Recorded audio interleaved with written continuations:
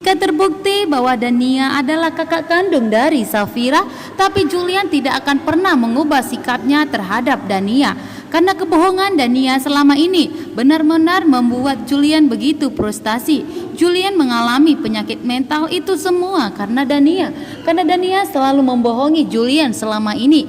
Julian telah membuat keputusan yang tepat terhadap Dania jika Julian tidak akan pernah mengubah sikapnya terhadap Dania. Begitu mendengar ucapan dari Julian, Safira terdiam. Sepertinya Safira mulai mengakui bahwa Dania adalah kakak kandungnya karena begitu banyak bukti yang diberikan oleh Pak Gunawan terhadap Safira dan Dania.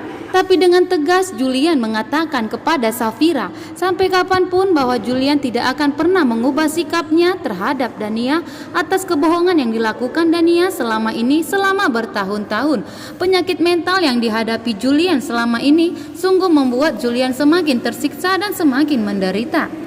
Kebohongan Dania selama ini sungguh membuat Julian semakin frustasi dan semakin menderita. Apalagi Dania mengatakan jika Julian adalah ayah kandung dari Loli, sehingga membuat Julian semakin frustasi dan semakin menderita atas semua sikap yang dilakukan Dania selama ini. Dan apakah di sini Safira akan mau menerima keputusan dari Julian untuk tidak akan pernah memaafkan Dania atas semua kesalahan yang dilakukan Dania selama ini selama bertahun-tahun. Kebohongan yang dilakukan Dania sungguh membuat Julian semakin depresi dan semakin menderita.